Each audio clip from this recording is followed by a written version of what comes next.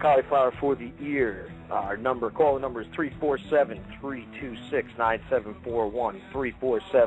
347-326-9741. I am Brian the Butcher Brown, joined as always by Michael Delicious Dawn. What's going on, Mikey? What's up, boobies? What's going on? How you feeling? I'm going to lead in by saying this is the last place in the world I want to be with you creeps here on a Monday night. Jesus, maybe we should just call it quits before we talk to this other clown, the soon-to-be champion of our mixed martial arts fantasy horse shit that I'm really getting tired of playing. Nick Frank, what's going on over there, buddy? Yes, sir. What's up, Dubs? I liked you little producing skills early on. You played the Ric Flair Woo into a completely different song. I was actually sort of impressed by that.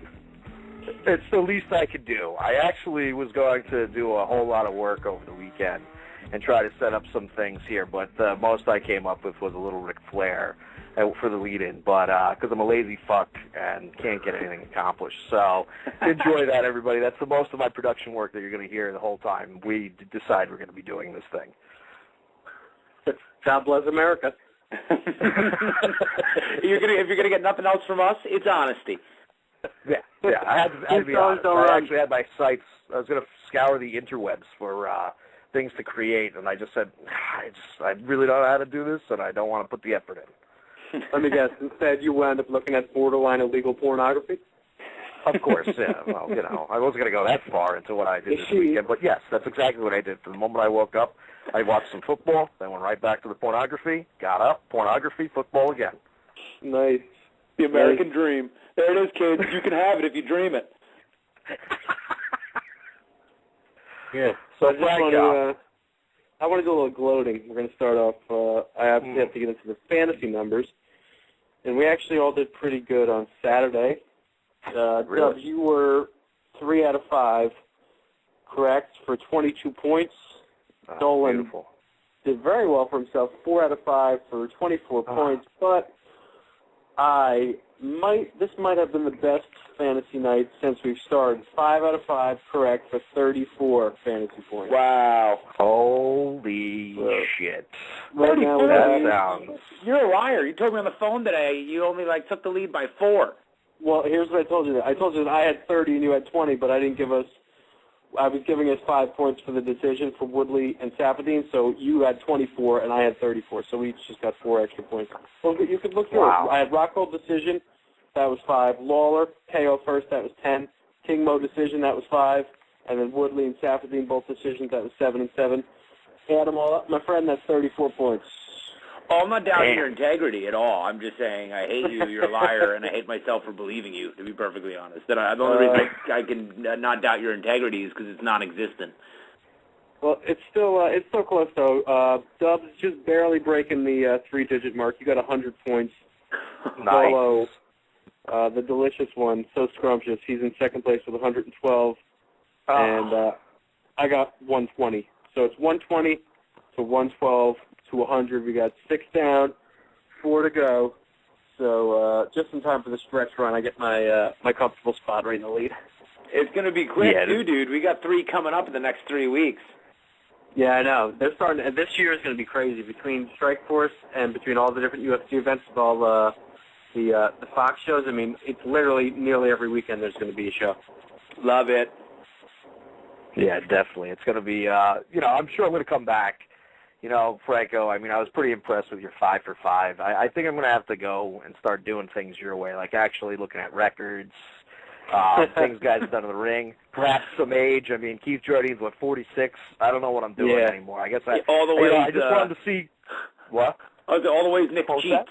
All the ways that Nick cheats, like doing research, like a scumbag. Yeah, I don't know what his problem is. Why can't you go off of pure emotion? Obviously I wanted to see Jardine finally raise some gold, and, of course, I'm a fool for picking him. I really discuss that fight. I thought, just to get into the card a little bit, I mean, I thought the card was a bit lackluster, but I think that's what you're going to get with Strikeforce unless they add some talent. I thought every fight was pretty clear-cut. I mean, the hardest fight for me to pick was the Safadine Stinson fight, and that probably was the best fight of the night. But I thought it was pretty, fucking clear cut. They were all like 3-1 favorites. Strikeforce needs to put on, they need to put on some more competitive fights because those were. I mean, you almost went to every fight knowing who were going to win those fights. That's the way I felt, at least. Yeah, I agree with you. I thought Stinson definitely had a chance, and it looked like he was doing really good in that fight early on. But Safadine proved he's a tough guy, man, coming back from that stuff. Do you guys want to review this card, or do you just want to push past it? I know you just said. Review the card as a whole. I mean, I thought it was boring. I thought it was sort of like your established stars, each, Lawler against kind of a no-name guy, King Mo against kind of a no-name. Now, these guys have talent, but not a whole lot of, sex appeal or nobody really gives a shit about them. So I think, maybe they're hoping one of the guys would pull a big upset and then they would instantly become a star. But, Tyron Woodley, he needs to start doing something because nobody's going to pay to watch him on a pay-per-view. The guy threw the one big overhand right. The rest of the fight was just a complete lay and pray, one of the worst lay and pray victories ever. Some of these Strikeforce guys are screaming about getting to the UFC. I mean, you gotta try to do a little something. That is where the term lay and pray came from a performance like that. I thought it was literally. I had it on DVR. I was a couple of minutes behind. I was fast forwarding through that fight because I could see exactly what was happening. He was laying on it. Yeah, it's all he did in that fight. I mean, he was like you said, he just was trying to avoid any sort of striking whatsoever. He only showed that one big right hand, so. I mean, I agree with you, dude. It was definitely some overmatched dudes, but with them siphoning the talent out of Strikeforce and not really having a lot of guys to put up there that are real marquee dudes. I mean, you even see it with the fighters after the fights they're talking about. They're always calling out UFC fighters and everything, Sure. Because they want to fight the best of the best. They want to be in the UFC or, they just want to see those guys come over a fight, which is never going to happen. The UFC isn't going to send their best fighters into Strikeforce and possibly, even though they own the company, they don't want to make themselves look bad by sending somebody over there and getting knocked out by a Strikeforce guy. Yeah, but it's an injustice, and the fact when the whole takeover happened, when the UFC and Strikeforce sort of merged and Zucker took over Strikeforce, we all sort of thought that there was only going to be one place to go. It was going to be the UFC, and they were going to have these guys by the balls, and it was bad for the fighters. And then once we heard that they were keeping Strikeforce open, then it was like, okay, maybe now there's a couple different organizations to go to. But when push comes to shove, King Mo came out last week, and he said, me, Gilbert Melendez, Luke Rockhold, like we were all told that we can't leave Strikeforce by Dana White, that we were going to be in Strikeforce. So in essence, even though there's another organization still alive, it's still getting controlled by the UFC, and these guys are in the primes of their careers, and they want to fight top competition, and they're stuck in an organization where each weight class has 2 or 3 viable contenders, and how many times can all of these guys fight each other? They need to either start really, bringing up some younger talent, or they need to start sending the Kenny Florians and the BJ Penns and the guys who sort of just came up short in the UFC as far as how to go. Send them over to Strikeforce, at least have some big-name fighters over there because, you look in each weight division, there's 1 or 2 more fights that can happen, and then after that, what do you do with these guys? Yeah, and I think it's tough, too, because, like you said, the UFC is siphoning the talent out. I can't believe they're keeping Gil Melendez even if it's for the time being. But unless they do bring UFC guys over or really just dissolve the whole thing and have Strikeforce be purely almost like the Strikeforce Challengers, where it's just a way for them to build talent, there's nothing you can really do about it. I mean, I feel like, the three of us are pretty avid fans, and we're in the know to a certain extent. I don't know who half these fucking guys are. And it's not because I don't care, and like Nick said, maybe they were hoping somebody was going to come out of this a huge star and whatnot. And I mean that worked for Cormier, but Cormier had the pedigree, with an all-world wrestler and then a big right hand. But it's going to be a disservice to guys like King Mo and Rockhold because, like you said, how can you just constantly see them fight the same guys or have to carry these other guys in cards where we really don't care? And they're in the prime of their career. So they're just going to be beating up dudes, and then they're going to be discredited because it's a matter of circumstance. And the UFC tells them, you have to stay there. You can't go anywhere but the Strikeforce. Oh, by the way, though, we're going to take your 205, your 170, then one of your best $185ers and your heavyweight champ. But you guys stay here because we're committed to it. No, you just want us to make you the little bit of money you can because it's all fucking gravy. Yeah, and just... I'm looking right now at the fight card, and they're doing a disservice to their established stars like King Mo and like Robbie Lawler, and even like Tyron Woodley, who's I think 10-0 now. But they're doing an even bigger disservice to the young guys. Jordan Mean, who is a legitimate prospect, but it's a terrible matchup to put him up against a big wrestler like Woodley. Both sides are very effective. But it sort of had all the makings for a boring fight, and that's exactly what we saw. So you're putting your two best young contenders up against each other at 170, knowing that one of them is going to lose and knowing that it's going to be a boring fight. And then you're putting Lorenz Larkin, light heavyweight, a banger, undefeated, a lot of knockouts. You're putting him up against King Mo, who's also going to take him down, who's going to wrestle with him. You're going to give him a loss in another boring fight. So it didn't make sense on any level to me. You're sacrificing some of your younger talent, and you're not putting on exciting fights. So this card to me was sort of a head-scratcher, and even Dana White was interviewed by Mauro Ranallo at one point. He didn't seem thrilled with the card. It sort of was, to me, it didn't make a whole lot of sense the whole night. It was one of the worst Strikeforce cards I've ever seen. Yeah, and like you said, though, Nick, it doesn't even make sense, though, from a business standpoint, which the UFC has clearly shown time and time again that they have moxie. And, I mean, they've carved their own niche, and really they've become a billion-dollar organization. But to go back to the 170, so you're propping a guy up who just needs a little bit more time to cultivate and mean and who's really talented, and he wasn't ready. He wasn't ready. And then the style, which makes fights, didn't make sense. So it's short-sighted. Not only does it, now Woodley wins and and Mean loses, so you got a winner and a loser. But now, who the hell are you going to have fight Woodley that I give a shit about seeing him fight? I would have rather seen him beat somebody else up and lay on him, maybe work some hands, give Mean a fight or two, and then I can be like, all right, I can get behind this kid Mean. Let me see what happens. So now it's just Mean has to work his way up, and he looks deficient in people's eyes. And now what are you going to do with Woodley? Yeah. Well, they're talking about Safadine and him going for the belt. Do you think, he already beat Safadine, so, they're really kind of scratching their heads as a whole what to do. Yeah, I don't think... Yeah, Woodley screaming, or even if it's not him, or these guys like, hey, get me over to the UFC and whatnot. I think King Mo is ready, and I have no doubt Melendez would go over there and do really well. There's still certain guys that are very talented in the organization, but, as a whole, if you're going to be screaming about the UFC, you're not even beasting dudes over here. Like, if you're a Woodley, you have no case. You beat Daly. That was a big fight, and he got thrown out of the UFC more for his antics than his lack of talent, but... if you're not killing dudes and you're laying on dudes here, why would they bring you over? There's no interest in that. Yeah, Tyron Woodley really, I think, hurt his case because I'm one of the people that think that he's got a shot against anybody at 170 because he's so big and strong. He's such a good wrestler, and he does have a big right hand that he just doesn't use enough because he just fights too smart. But a guy, Luke Rockhold, I think the guy's top 3 middleweight, maybe top 5, because I really thought that Jacare was a top 3 middleweight, and Rockhold beat him rather easily. You can tell this guy's getting better and better. Physically, he's a big middleweight. He's a great striker. He's a good grappler. He's good at submissions. He's out of, he fights with Koscheck and Cormier and King Mo. King, obviously they're on the same team, so they're going to talk each other up. King Mo was saying on the lead up to these fights how he went over. Cormier brought him over because they went to college together. They were college roommates.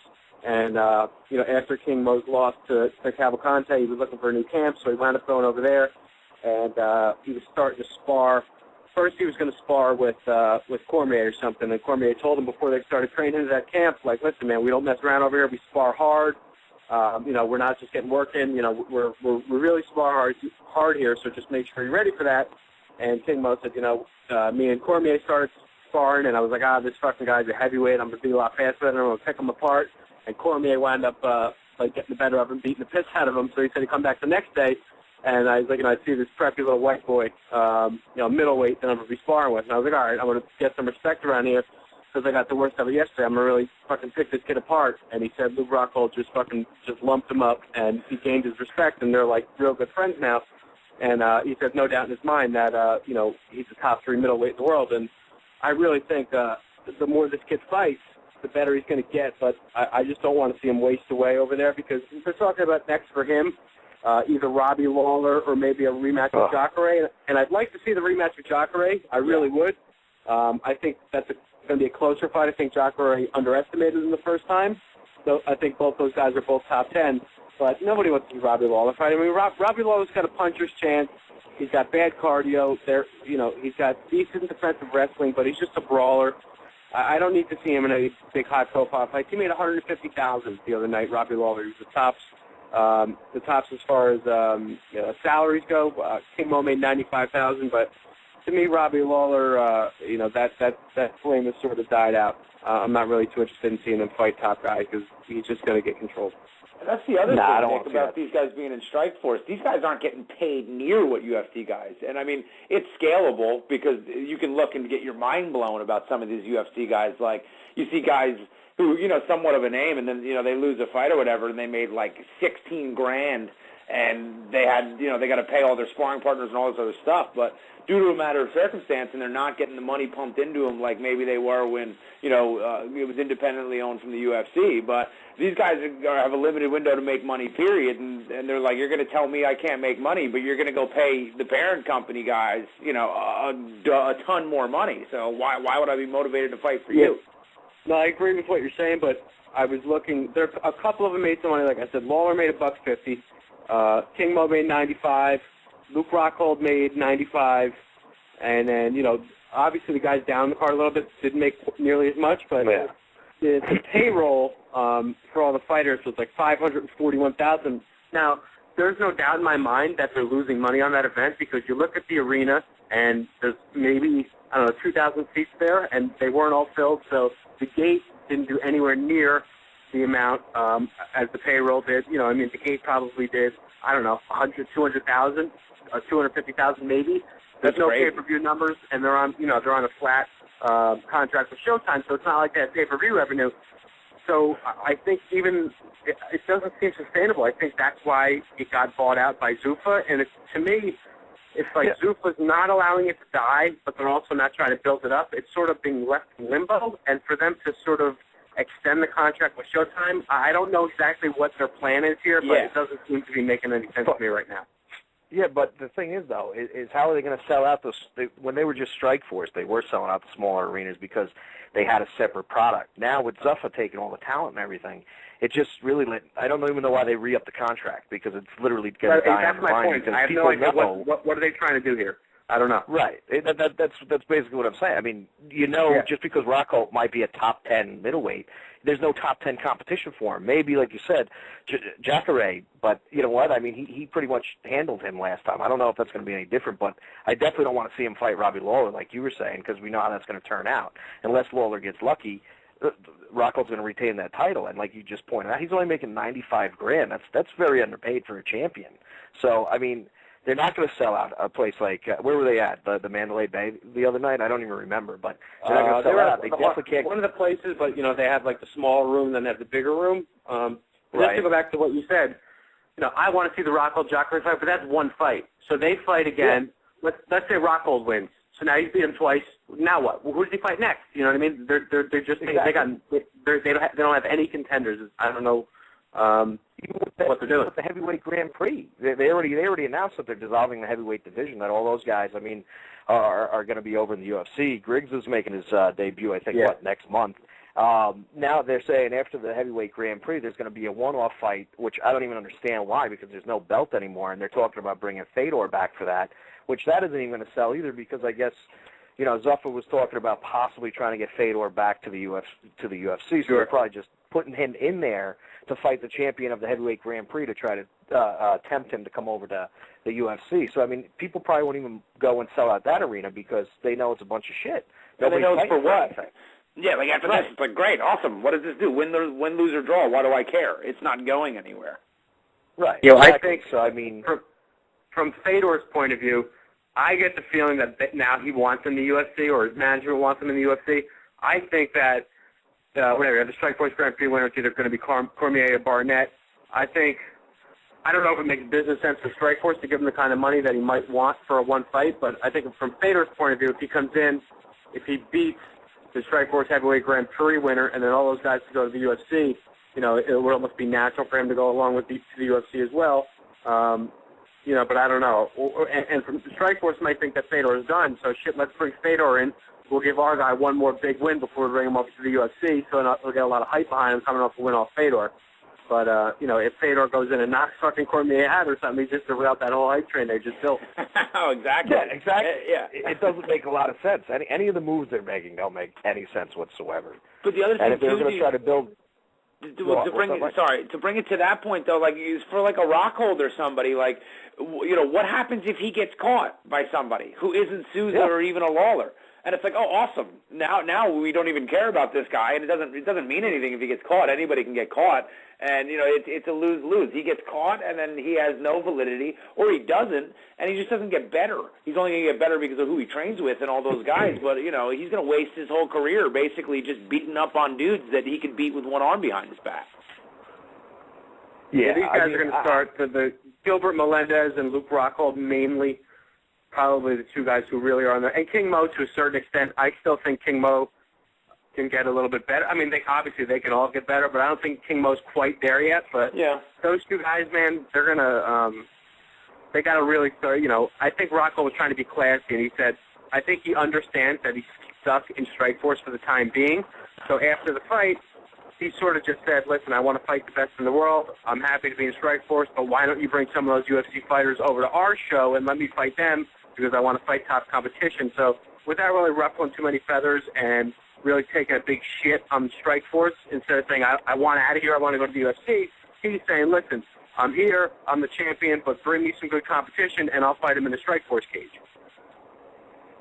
Yeah, but, like Billy just brought up in the chat room, he thinks they're just trying to make it die on the vine so it starts to lose money. Even though they re-upped that Showtime contract, maybe since Showtime felt like the contract was not fulfilled properly, maybe they could have levied a suit against Zuffa, and so they had to re-up and say they were going to try to do the right thing. So maybe he's right. Maybe they're just trying to make it lose so they can justify killing the contract, killing the whole brand, because nothing that they're doing is going to entice anybody to think that this is legitimate fights. I mean, even if you portrayed it as a B league, like up-and-comer league, how are you going to sell tickets? What are you really going to sell tickets? It's not going to compete with, other legitimate leagues like Bellator that might be on the same night. Yeah, and Strikeforce isn't in the business of losing money. I'm sorry, Showtime's not in the business of losing money. So if it just is a horrible product, and they were trying to hold on because they want to be in the MMA business, if it just is pretty apparent, and even if it isn't, whatever, they're not idiots. They know what Zuffa was saying about him and Dana was saying about him beforehand. But either way, if it's just not profitable, they're just not going to stick in the game. I mean, they're not idiots. They're not going to do it to spite the UFC. They'll just walk away. So they don't care. So we'll see, but. Yeah, it's going to be interesting, dude. I was hoping that we could just basically blur the lines and just put them all under one banner, especially once we, keep it separate banners, but once the Showtime thing was up, finagle with Showtime. Be like, listen, do you want to make money with us, or do you want to basically even have us do another deal, and we really don't care. But, you know, you could keep it 2 separate entities, but then just be able to have the cross-pollination and just say, okay, we're going to have you do this and you do that. And it's kind of like the old wrestling days where, you know, it was regionalized, and, you know, the champ would be there for a while, and then people would get tired of him, so they'd send them, you know, they'd send the Canada champ to Texas and swap and then build up that whole thing. And, you know, it would just do so much more of a service, because that's what was exciting about the Brock Overeem. Nick and I were sitting there, and I said, I just can't believe this is happening. This is great. I mean, I wasn't happy with how it went, but we were getting the situations where all the hypotheticals and all the what-ifs and the conversations that you could have, they can be a reality now. So to do it halfway, you know, just the tip, so to speak, I don't get it, man. Just fuck that bitch. like my mom always said. Wow. Jesus. No, yeah, I don't know, but it is really confusing. I mean, they really don't have anywhere to go. I mean, I was thinking maybe they would have, you know, pulled all these guys out of the higher weight classes and maybe thrown some of the lower weight classes and tried to develop women's MMA, but, you know, maybe they're just not interested in doing business with Showtime anymore. It just really boggles the mind what's going on over there. Yeah, I don't know. Well, I guess it's going to have to wait and see how it plays out. Right now I'm sort of confused, though. Franco, you in the toilet right now? I'm hearing an echo, my man. I think he is. I think he's taking a dump. I had my fat fucking face in the refrigerator. I got Justine bought these like Monterey Jack, like cheddar cheese cubes. I wanted to eat one, but I figured I'd be fucking slobbering on the phone. So go for it. Go for it. Don't let us stop you. You sound hungry over there. You got a wedding dress to get into in a couple months, dude. You got to get into a dress in May, sweetheart. You better start getting that Monterey Jack game. I'll be eating 3 of those at 10 o'clock in 25 seconds. That's a mug only a mother could check. What do you boys think about the card this weekend? Well, I was just gonna segue into that, because obviously we're just going in circles because we don't even know what to say about Strikeforce anymore, you know. So I guess we'll just jump into UFC 142 down in Rio. I think it's going to be a pretty good card. Again, it's sort of not exactly a lot of big names, but except for obviously the main event and the headliner. But I think it's going to be a pretty good card. The main event pits Chad Mendes versus Jose Aldo. Again, I'm going to be a scumbag and wait to hear what you guys have to say since I'm pulling up the rear. So, Dolo, who you got in this fight? I'm excited for this fight. I don't want to say that I haven't been excited for the past couple Aldo fights, but even with Florian going in, I just didn't feel like anybody was going to be able to beat him in the last couple fights, and he hasn't been that killer and that finisher that everyone just, you know, fell in love with in the WEC and was just blown away by this kid. But he still just does nothing but win, and, you know, he's been winning some decisions, so it does show the cardio. It doesn't do a ton for my wallet, but it does show some diversity and whatnot. And, I mean, the kid's 24, 25 years old, so it's a joke how much better he can get. But Mendes is the first guy in a while that I feel like, okay, like let's see what happens here. I think it all comes down to where the fight takes place. I really like Mendes, but I just think he's too one-dimensional. But if he can, you know, impose that one dimension, then I think it's going to be a victory for Mendes. I just think that, you know, that Jose obviously knows that coming in. He's fighting in Rio. It could go either way in that sense, that it could be a ton of pressure or get him fired up. I mean, Anderson Silva had just signed a contract with Burger King and Nike and you know, was fighting a guy that, you know, hadn't lost in a long time and basically kept his hands down and was dancing. But that dude's not human, so I don't want to put that kind of moniker on anybody. You know, Jose is coming off some injuries, so it's going to be interesting, but I still think he's just too talented. I think Mendes has the shot and only the shot. So I think Jose will be ready. He's going to get him down. What Jose does from there, he does have some good submissions, and I think it's going to be a good fight, and it's going to be a war of attrition. I got Jose winning via decision. Yeah. I mean, I got to agree with you. I think Mendes definitely has a shot, but like you pointed out already, he's a very one-dimensional fighter. He's out of Team Alpha Male, so obviously, you know, he's going to bring great wrestling to it. But Jose already fought and beat Uriah Faber, who's pretty much the captain of Team Alpha Male. So we've seen it before. We've seen him fight, a high-level wrestler before. So I definitely think he's going to be able to weather the storm. I'm hoping he can finish Mendez, but I don't think that's the right pick here. I think it's going to be a fight that's going to get grinded out, and I got to agree with you, Mike. I think Jose Aldo's going to win a unanimous decision. Well, I think you guys both have mentioned, obviously, Chad Mendez's wrestling. Is that going to be the difference? Jose Aldo's really sort of a beast, though, at 145. He's really thick for featherweight. He's only 5'7", young, 25 years old. He's won 13 straight fights, but he has gone to decision 3 of his last 4. His toughest fights, Faber, Florian, dominated both guys. Aldo did, it was in an interview with Brazilian media, and they translated it, talking about how since he's the UFC champion now, it's a different game mentally, whereas everybody's gunning for him, and one little mistake can lose him the belt, and there's a lot more pressure for each fight. Each fight means a lot more.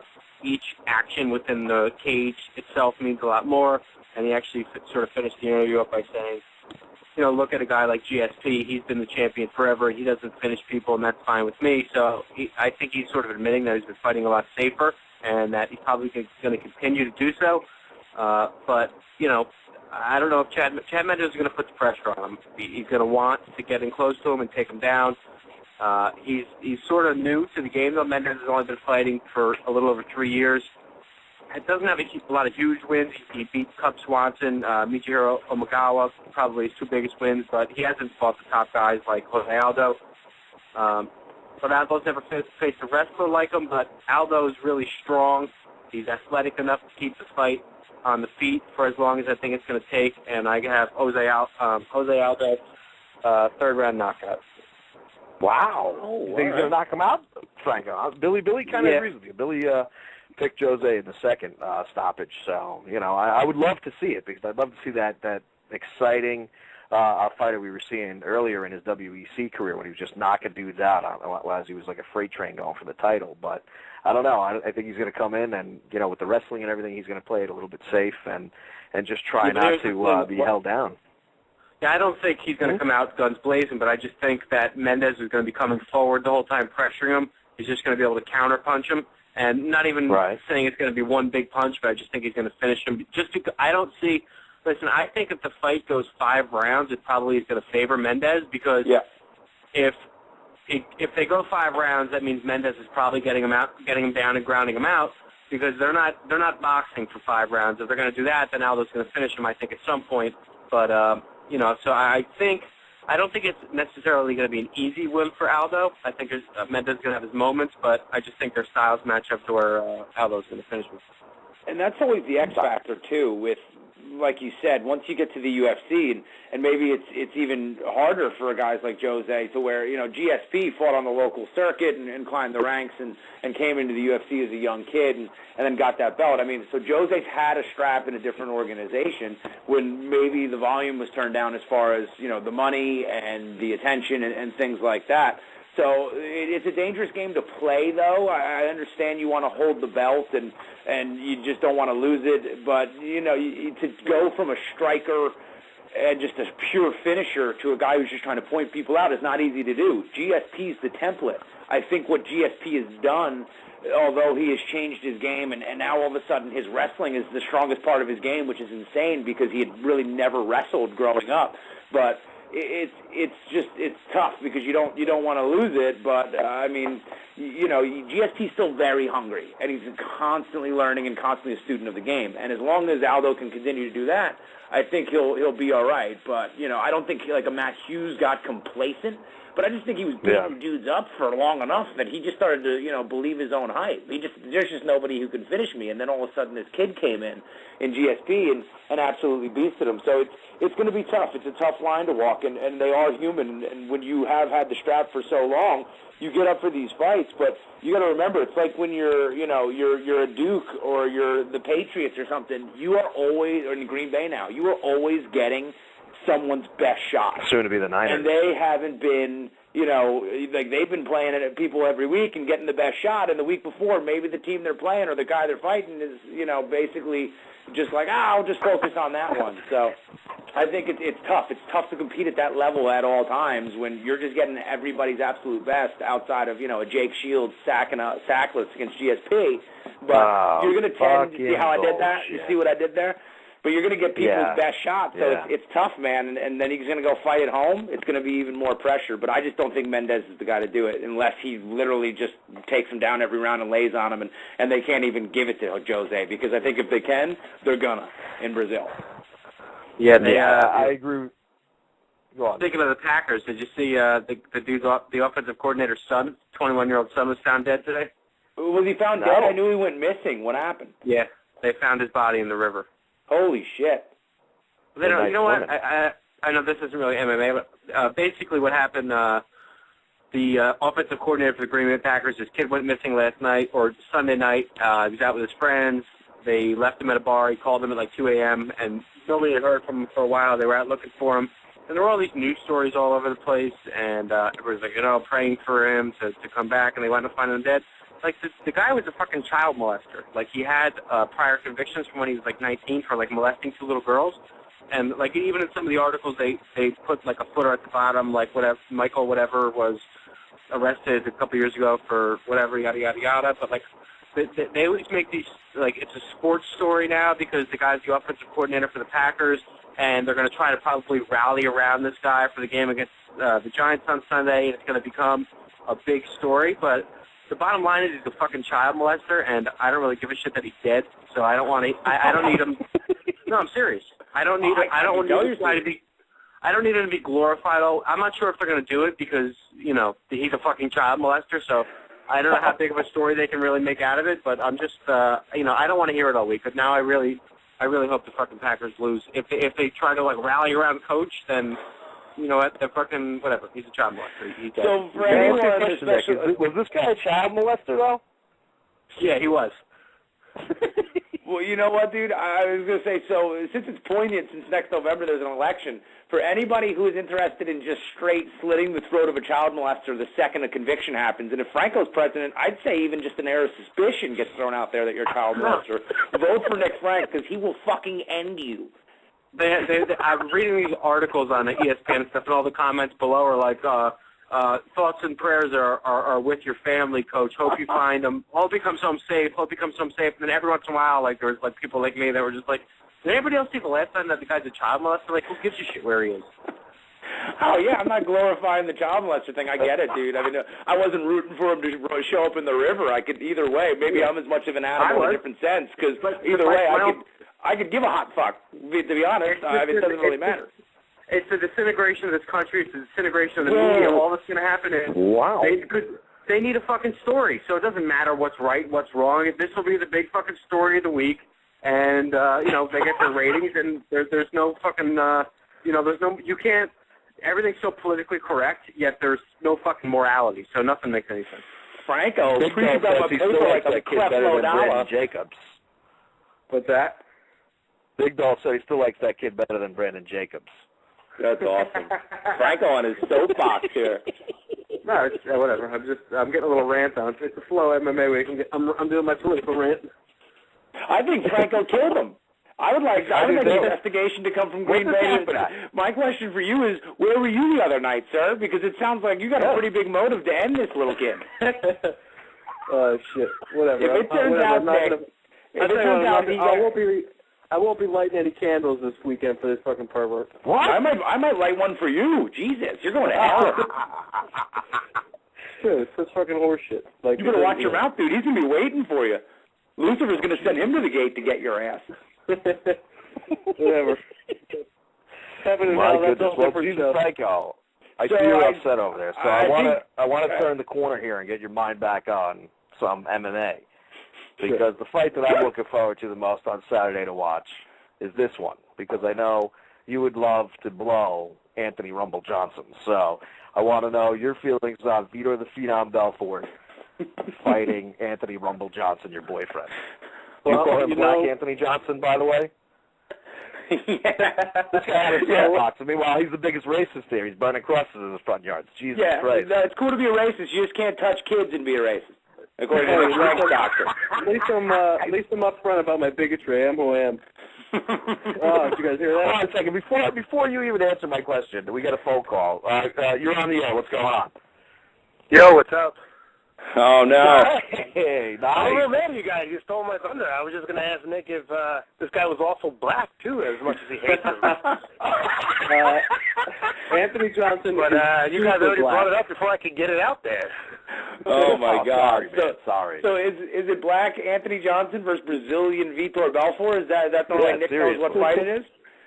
Yeah, Anthony Johnson's super black. His camp is also super black. They're calling themselves the Black Zillions because it's him, Rashad Evans, Michael Johnson. Who else? I don't want to say that they all look alike, but I can't think of any other names. I think Shaft is in that camp, Nick. I'm pretty sure Samuel L. fights there. Melvin Gillard. Who'd you say, Dolph? I think Samuel L. Jackson and Shaft are also in that camp. Well, the last time I checked. The same person? Rock. Dolomite. Black no, well, actually, you guys all think I'm a racist. I'm clearly not a racist, and my next statement is actually going to back that up. Anthony Johnson will be the middleweight champion of the world by the end of this year. How do you guys like that? Oh, my God. Oh, wow. Nick, you're on the line. What do you think of that? Hey, Nick, he wins one more fight, and he's fighting for the title by the end of the year. He's going to be the champion by the end of the year. Will he be the black middleweight champion, and then will we have a white middleweight champion that we rank that belt higher because of They're the going to send all the black guys over to Strikeforce and put them on Showtime Extreme. I think Franco's trying to do damage control, so he's trying to pump up Anthony Johnson to make himself look better. Oh, my God, that's horrible. No, I really believe that. I was wondering if he was going to take, a filthy foreigner over. I want to see how deep his hatred runs. Whether he take a filthy foreigner over a black guy. No way. I guess. I hate my own. Steve, I hate my own much more passionately than I hate foreigners. So. I keep the hate between state lines. That's what's great, though, dude, because hate really does unify us all. It's the only time a white supremacist and a black guy could unify in hating a brown guy. It's unbelievable. You know what? We're just giving around here all year at Cauliflower. Oh, shit. I gotta get out of work. See you guys later. Thanks, Steve. All right, dude. Thanks, Steve. Thanks for calling in. Have a good black night. Yeah, so actually, just before I bore you guys with the breakdown of my fight, there's something online. It's Anthony Johnson. It's like, guys do the video blogs. Dana White does them before the fight. Anthony Johnson did one for his camp, and I saw it on Twitter. It was actually really well done. It goes through some of the training, and there's little interviews and stuff like that. But, he's fighting Vitor Belfort, who obviously I'm not going to go through the list of guys that he's fought. He's fought pretty much everybody. The who's who in 3 different weight divisions, 185, 205, heavyweight. He's been around since the days of Scott Feroza and Tank Abbott, and he's still a contender at this point in his career. He's just one of the true legends of the sport. But Anthony Johnson, I mean, if you see him training, he's in the right weight class. I mean, literally, the guy's a 205er. The guy can fight light heavyweight easily. He's still a really big 185er, and now he's going to have more stamina, and he's more, his build is a lot more natural at 185 than 170. He's a big, muscular guy. He's 6'2". Like I said, he's been training with that great camp, doing a lot of training with Rashad Evans. Crazy power. Finally at the right weight. He's won 2 straight, 5 and 6. His only loss was to Kozchek, and that was sort of a weird fight where they stopped a couple times because of a poke in the eye and this and that. And, he lost the fight, but I think that Vitor Belfort's preoccupied with the Ultimate Fighter Brazil. They've already said him and Vanderlei are coaching. He's already got a scheduled fight with Vanderlei Silva after this fight. That's a huge fight in Brazil. It's going to be a big money fight. He's looking past Anthony Johnson. Anthony Johnson's coming up in weight. He's going to disrespect his stand-up and disrespect his power. I don't think he has any idea what he's getting himself into. I think that Anthony Johnson knocks him out in the first round. Well, I knew that was going to be your pick, which is why I definitely – part of the reason why I decided to go the other way. Also, I just think, Anthony Johnson obviously is going to be fighting a guy who can hit just as hard as him. So it's going to be, a little bit surprising when he finally gets tagged by somebody like that. And I think the Phenom is going to live up to his name here and welcome Anthony Johnson to the middleweight division by knocking his ass out in the first round. Aggressive. Went the other way. Very aggressive. Very aggressive. Short and sweet. In the middle of Nick's whole just disgusting tirade, I agreed with About 110% of it on every level, even transcending the MMA. Whoa. But I just think, like you said, Anthony Johnson's in the right weight class, and like he looks big for 185. Like you said, he's a 205er. Like just seeing videos of him, it's ridiculous. This guy cut to 170. I would say when you looked at him walking around, you'd probably think it was crazy. With the 185, you wouldn't believe it. He's just such an athlete. He's able to do it. I just think he's going to be physically imposing on Vitor. And I just think he's really due to go on a run. Do I think he'll be the 185 champ by the end of the year? I don't know. We'll see. But No. I certainly don't think that this is going to really even be a bump in the road for him. I think he really needs to stay here at 185, which is even more of a reason why I'm hoping that he just beasts Vitor, because I think that it will just kind of keep him there and kind of, he's fought a bunch of guys at 170, so I don't really need to see him do that anymore. I think Johnson is going to trade with Vitor, obviously, early on, and I think, he's going to get the better of Vitor, and then he's going to be able to physically keep him against the fence and maybe get some dirty boxing in and whatnot. I think he catches Vitor early, and I think he puts Vitor out in the first round. Wow, I think you're both very wrong there. Obviously, as I stated, I got Belfort first round KO, but we'll see what happens Saturday. Moving on to the next fight on the card, pits Rousimar Palhares versus Mike Macenzio, the master of disaster. So, who you got?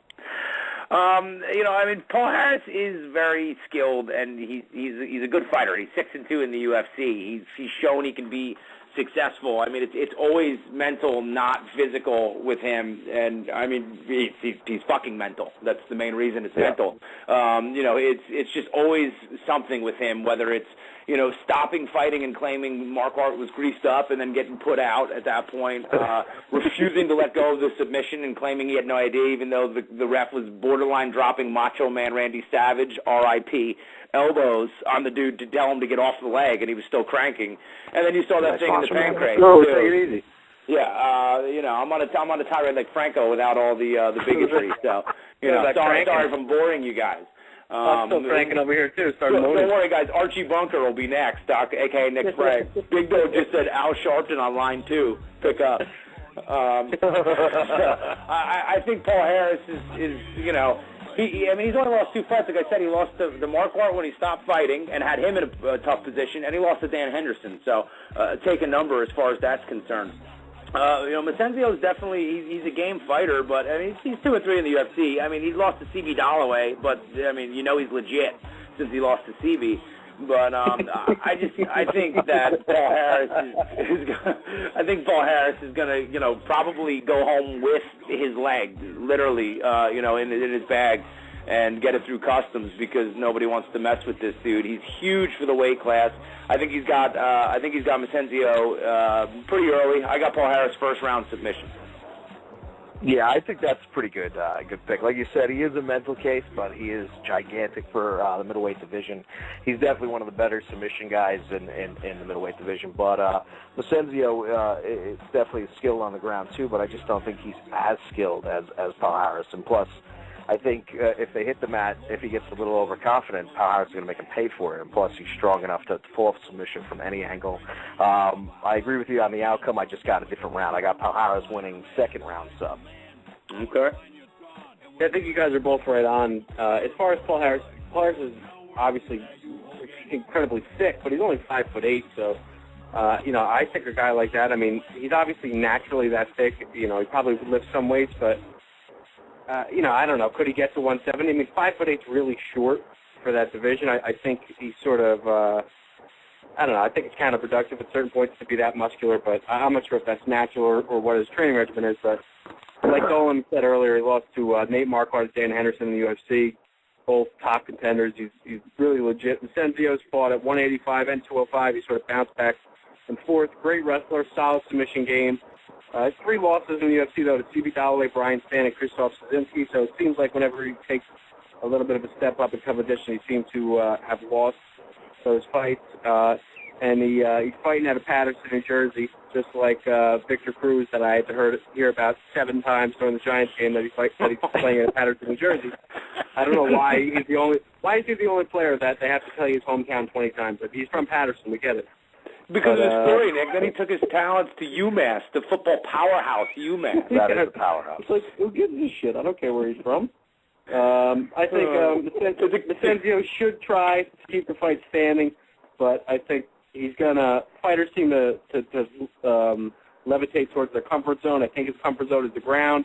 So even though he doesn't want to go with Paul Harris, he'll wind up there, and he's going to get submitted. I got Paul Harris, second round sub. Yeah, it's definitely, it seems that way on paper. I agree with you 100%, Franco. Basically the same thing I said, so you copied off of me, and I want full credit for that. It's the carbon copy for success, Nick. Congrats. The next fight pits Eric Silva versus Carlo Neo Prater. Nick, who you got in this one? This is going to be a really good fight. Two young, up-and-coming guys. Silva 13-1, 7 submissions, fighting out of Team Nogueira, 27 years old, hasn't lost since December of 2006. This is going to be his second fight in the UFC. All of his fights have taken place in Brazil, even his 2 UFC fights on both the Brazil cards, so he's never fought outside of Brazil. Finished his last 4 opponents, but he's fighting Carlo Prater, 29-10 with 16 submissions. He's a bit older, 30 years old. This is going to be his UFC debut. He has sort of been a journeyman. He's been fighting since 2002, so he's been in the game for 10 years. He's actually fought some tough guys, Melvin Gillard, Drew Fickett, Spencer Fisher, Carlos Condit, Brock Larson. He actually beat Gillard, and he beat Carlos Condit, and then he rematched both guys and lost. But he does have some skill. This is a welterweight fight. I think it's going to be exciting. Both guys want this fight badly. I think Prater's a solid pro, but he's got a lot more mileage on his body right now than Eric Silva, and I think Silva's trying to make a bit of a run here at 170. I have Silva's decision. Yeah, I think if Prater was his original opponent, I got to agree with you. I think Silva is probably the up-and-coming guy. Obviously, Prater's been around a lot longer. But he's coming in on short notice, and they both are. I mean, both guys are finishers. Prater's got a lot of experience, and I think that's going to be a huge factor here with the short notice with the fight. So, I don't know. I think I'm going to take Prater by decision. Oof. Yeah, I know. I had to think about that. If you notice, I kind of stalled for a second because I'm not really confident in that pick. But I just think the short notice, since he's a replacement, is going to come into play here. If I were you, my lack of confidence in that pick would be the most reassuring thing about it, to be perfectly honest, judged off your scores. But I don't need to go, in depth. 1, because I didn't do any homework, and 2, because you guys said it all. So clearly, you guys have the internet and went to the UFC website. I mean, Silva is 13-1. He's out of Team Black House. He's a strong fighter. I mean, Prater, although he's been a journeyman and fought on the local circuit, I mean, he fought in Strikeforce, he fought in WEC. He's been around, and he beat Condit, but he beat Condit in 2004. So, I mean, Condit in 2004, I think, was 7 years old. I think Condit was the one who got banged by that offensive coordinator's son, and then proceeded to go out and get humped by Prater. I think Silva is, going to be home again for some reason. I don't know if he can't get papers or what, but they love having this kid fight in Brazil. I think it's going to serve him well. He's obviously fought all of his fights there, so he's going to be very comfortable there. I do like the experience that Prater has, because it's not just that he's had a lot of fights. It's that he's fought top-level competition, granted at various stages in their career, but not many guys can say they have a litany like a Condit, Fisher, Gillard, all those guys, under their belt and have wins under them. But I think it'll be good for the memory books for him, but I don't think it'll do shit for him against Eric Silva. So I think Silva is actually going to catch Prater, because Prater is well versed in the submission game. He's got 16 subs and 2 knockouts, so I don't think if it goes down, all of a sudden Silva's just going to finish him. So I think he's going to have to use his hands, and I have Silva winning via second round TKO. Wow, I can't disagree with that, Dolo. I'm just going off the short notice thing. That's why I'm going out on a limb here. It's fair, dude. As you see, when I've gone out on a limb, it's served me well, especially bringing up the rear in this competition we're having. So I'm going to do it again. You're getting buried this weekend, Dubs. You're getting completely buried this weekend. I'm serious, dude. You're going to be so far behind. You're going to be so upset next week. It's going to be the greatest show of the year. No, I might not even show up. I mean, I haven't taken a day off yet, so maybe this will be the one that I don't show up for if I really get I can't wait. We'll see what happens. My butthole's getting moist just thinking about it. Yeah, you've shown up for every show, maybe in body, but clearly you haven't shown up for any of the fights in the pick. Why don't you what's your dog's name? Betsy? Why don't you let Betsy pick next week? Yeah. Her name is Becky, and you know what? That might not be a bad idea. Maybe I will have her pick. Dude, did you hear Dubs? Dubs is like, say what you want about the entire African-American race. You bring Becky in 1, get her name right, and 2, back the fuck up. Well, you'd rather have Becky picking than Steve, but that's a conversation for a different show. I didn't even hear what the fuck you just said, but I said you'd rather have Becky I'm not picking going to than make you Steve. repeat it because I'm sure it was something horrifically racist. You racist. It was racist. You know I'm racist. Can I finish? I can't wait to listen back to the show and laugh. Fuck out of it. You guys are dicks. Last It's one a on the boot clock. diplomacy. It's a boot politics. I'm sorry, tell me again what it's about. It's about diplomacy.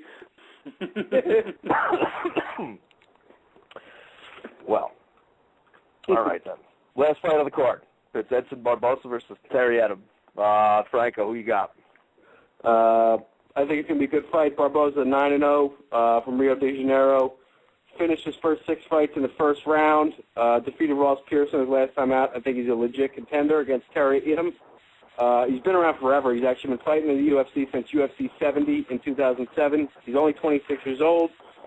English fighter, 5-1 in his last 6. Hard guy to deal with. Awesome submission game. I think it's going to be a really exciting fight. Terry Adams never been knocked out, but I think that's going to change on Saturday. Barbosa's on a different playing field here. I got Barbosa first round knockout. Yeah, I hate to agree with you, Franco. I don't have it in the same round. I got it the second round, but like you pointed out, Barbosa is just a different level striker. I mean, he was a kickboxer, and I believe his record was 25-3 with 22 KOs. 9-0 in MMA. It is definitely a tough test for Terry Adams. Terry Adams is going to want to get it down. I don't think it's going to get to the ground, and I think Barbosa is going to finish him second round KO. He is, Barbosa is a finisher in every sense of the word. Like you just, so dutifully pointed out, 25-3 with, 22 knockouts with 17 fights in the ending in the first round. That's a guy who is just a straight-up finisher, and he loves to fight. Adam's going to bring it. Adam is, he's a Brit, so he's going to go in there and trade hands, and, he's got a great submission game, so Barbosa can't take him lightly. I don't think he will. It's always interesting to see how this is going to go with these guys fighting home. I mean, Louis Kane just got caught, and, sometimes it could be an adrenaline dump. You never know when these guys are fighting at home. So I think it's going to be a good fight, but I just think that Barbosa is going to overwhelm him and just be too much early and really just get him in the tie clinch and rip him apart to the body. I have Barbosa first round knockout as well. It's probably a good pick, but I think Adam's going to survive that first round because he's been trying to lock up and take it down. So you boys will see when the points get tallied next Monday. We sure will. Dubs, what do you think about your homegirl, Cyborg Santos? Yeah. I hear they found her C&Bs. I hear they found them. Yeah, they found the twig and grapes. Yeah. By C&Bs, I mean fucking balls. That's the second successful manhunt of the week, and both definitely came up fruitful. One with a body in the river, and the other with the biggest cock you've ever seen soft in your life. I made some peanut butter jelly sandwiches and sliced up some cantaloupe. Tell David to come over. He's got a big one. You know that. Whacking on healthy hog of yours? Come on, he's got some cock and some balls. You got to play with it, or at least smack his nuts around or bite his balls. Oh, shit. You're a sucker, at least bite his nuts. Do you want Mama to do it for you, honey? I won't tell anybody. We can turn the lights out. I'll sneak in. I'll play with Guy's penis. Holy shit. Oh, yeah. Right. That's good. That's a good way to end the show. Are they going to, that's a couple of different schools of thought. Some people think it's going to ruin women's MMA because she was the big sort of breakout star. It's going to at least probably ruin that 145 strike 145-pound Strikeforce division. But what some other people are saying is that she was head and shoulders so much better than everybody else, is that the playing field now has been leveled. So you're going to get, a handful of girls that are on a level playing field that are going to be competitive, and you're going to be able to see more competitive title fights because she's gone. Yeah, that's a possibility. I mean, everybody's clamoring for Gina to come back, but I don't think Gina's going to step back in. She's got a movie coming out. I don't think she wants to take punches for a living anymore and beat up that beautiful face, but I'm sure there's a lot of other women that are going to sign with Strikeforce knowing they got a chance to hold that title. Yeah, only facials I want Carano taking are in Playboy. Well, we got 40 seconds, boys. Anything else, or should I wrap this fucker up? Yeah, I don't think you can top what we just did. No, that was good. Yeah, next week we'll do the buffoon, a different Adam Sandler character. And Frank will be here with even more bigotry. Yeah, of course. Yeah, exactly. I was going to try to get into Jacob Volkman being suspended because of his joke about Obama, because I figured this racist over here would have plenty of jokes to say. Yeah, I'm getting more and more. Every minute I get more right wing. So I'll see you guys next week when I have my hate to smear, my propaganda. All right, well, time is really running down. I believe we've been cut off now, so I guess I'll do the outro even though we missed it. Check out Roto Experts. Check out the xlog.com. Check out Nick Frank at nfrankrotox on Twitter.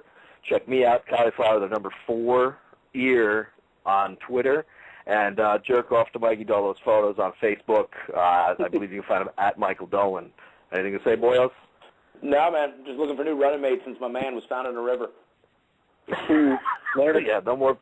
You have to party alone now, Dolo. All right, we're Cauliflower for the year. We're tapping out. Stop.